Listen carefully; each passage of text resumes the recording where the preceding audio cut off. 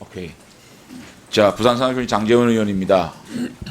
조국 전 민정수석은 퇴임할 때까지 끝까지 무책임하게 떠났습니다.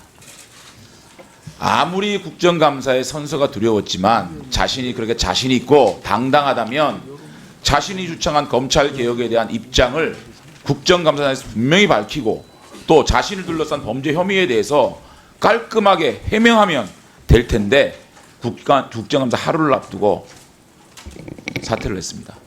저는 참 비겁한 사람이라고 생각합니다.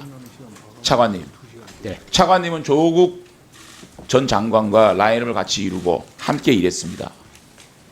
조국 장관은 국민이 파면을 했고 불명예 퇴진을 했다고 생각합니다. 차관과 이성윤 검찰국장 또 조국 장관의 1호 인사 황희석 검찰개혁추진단장은 공동 책임을 지고 새로운 법무장관이 취임하면 동반 사퇴를 해야 된다고 생각합니다. 그 책임에서 자유롭지 못하다고 생각합니다. 어떻게 생각하세요? 뭐 공직 생활하면서 뭐 자리에 연연한 적은 없기 때문에요. 그런데 장관 필요하면 하마평에 올라요? 저는 장관 하마평에 오르시더라고요. 저는 공동 책임이 있다고 생각합니다. 자, 넘겨보세요. 오늘자 조선일보 헤드라인입니다. 분노와 분열을 남긴 66일의 비상식. 조국이 66일간 대한민국을 힘들게 만들고 어렵게 만든 상황에 대해서 한 줄로 저는 아주 간단하게 잘 표현했다고 생각합니다. 분노와 분열을 남긴 비상식 66일이었습니다. 동의하십니까? 뭐 국민들의 의견이 양쪽으로 나뉘어 있다라는 것은 언론을 통해서 알고 있습니다. 넘겨보세요. 일말의 연민이나 동정심도 사라지게 만드는 퇴장이다.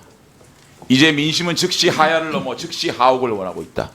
누구 트위터인 줄 아십니까? 조국 전 민정수석 트위터입니다. 어저께 하루 종일 인터넷을 떠돌랐습니다.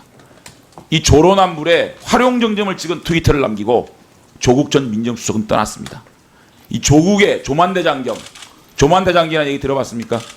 저는 처음 들어봅니다. 삶의 이중성을 적나라하게 보여준 조만대장경은 향후 10년간 대한민국에서 계속적으로 불멸의 화자되는 어록이 될 것입니다. 국면을 분열시키고 국정을 마비시키고 국민을 분노시킨 이 66일에 대한 책임은 임명권자인 문재인 대통령이 있다고 생각합니다. 문재인 대통령 국민 앞에 통렬하게 사죄하기 바랍니다. 넘겨보세요.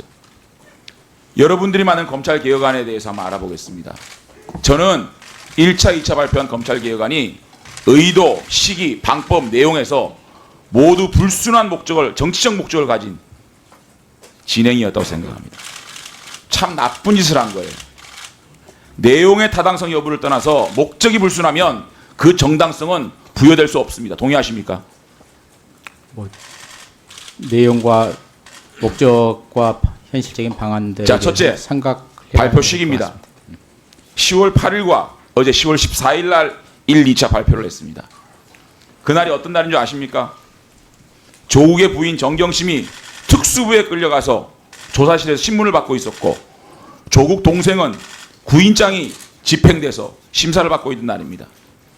그런 날 특수부에서 수사를 부인이 받고 있는데 남편은 법무부에서 특수부 축소, 심야시간 조사 불허, 공개소환 금지 이런 얘기를 하고 있습니다. 이게 제정신입니까? 이게 수사 외압이고 수사 압력이고 아닙니까? 이 시기가 적당했다고 생각합니까, 차관님? 저희들 어떻게 부인은 특수부 조사실에서 조사받고 있는데 남편은 검찰개혁을 얘기할 수 있습니까? 이게 제정신이에요? 두 번째, 방법의 문제입니다. 저는 극도의 비민주적이고 민주주의의 절차와 정당성과 민주성을 담보하지 못했다고 생각합니다. 이 중요한 상황에 대해서 최소한 국민의 뜻을 물어보는 입법 예고를 하지 않았습니다. 쿠데타 수준입니다. 기자들이 조국 장관에게 질문을 했습니다. 검찰 내부와 국민의 의견 수렴은 어떻게 됐습니까? 검찰 개혁과 관련해서는 여러 번 대규모 시위가 있을 만큼 국민이 이를 요구하고 있다는 게 분명하다. 그렇기 때문에 국민의 의견을 구할 필요가 없다. 어디 국민을 얘기하시는 거죠? 한 줌에 동원된 관제 데모 서초동 민심입니까? 광화문 민심은 조국이 하는 검찰개혁 필요 없다라고 얘기하고 있습니다. 구데타적 발상으로 검찰개혁을 발표한 겁니다. 세 번째, 내용 한번 볼까요? 내용에서 법무부가 1차 감찰권을 강화했습니다. 왜 검찰에 1차 감찰권을 주죠? 법무부가 2차 감찰권을 가지고? 그 취지가 뭡니까? 검찰의 숙성을 감안한 중립성과 독립성 아니겠습니까? 수사의 독립성을 보호하기 위해서 이 1차 감찰권을 검찰 스스로에게 주는 겁니다. 그런데 검찰이 그 1차 수사권을 법무부에 뺏기는 겁니다. 맞습니까? 검찰 자체적으로 그 감찰이 제대로 이루어지지 못했다라는 국민들의 그나마 남아있는 검찰의 독립성을 법무부가 뺏어가겠다는 겁니다. 이거는 윤석열에 대한 옥죄기고 윤석열 힘빼기라고 생각합니다. 정치적 목적을 가진 감찰권 해줍니다. 두 번째, 특수부 축소입니다. 조 장관 수사에 영향은 둘째치고 특별수사를 축소한다. 그러면 대한민국의 거학수사, 권력형 비리, 경제 비리, 특수부 축소한다고 이 범죄가 없어집니까? 특수수사는 어디서 하죠? 축소하면? 어디선가 해야 되지 않겠습니까? 대검 중수부에서 했고 중앙지검 특수부에서 했고 이제는 어디선가 해야 되지 않겠습니까? 어디서 해야 됩니까? 특수부 축소한다고 범죄가 없어집니까? 말씀해 보세요. 뭐 우리 사회가 안정되지 못했던 초기에는 어디서 수사를 하냐고요? 비리가 좀 있었을 수 특수부를 있는데요. 이렇게 축소를 하고 나면 이런 사건들을 어디서 수사하냐? 공수처 아닙니까? 공수처가 결국은 만들어진다면 공수처도 화날 것 같습니다. 공수처를 만들기 위한 수순으로 특수부를 축소하는 겁니다. 부산에 제2의 도시 부산에 왜 특수부를 없앨까요? 이거는요 철저하게 국민들이 원하는 권력형 비리, 경제사범들 특수부에서 다 가져가서 수사를 하게끔 하겠습니다. 공수처에 힘 실어주기 위해서 정치적 목적을 가진 특수부 축소라고 봅니다. 이런 꼼수 부리지 마세요. 네 번째, 특수수사는 고검장에게 보고하고 지휘를 받습니까?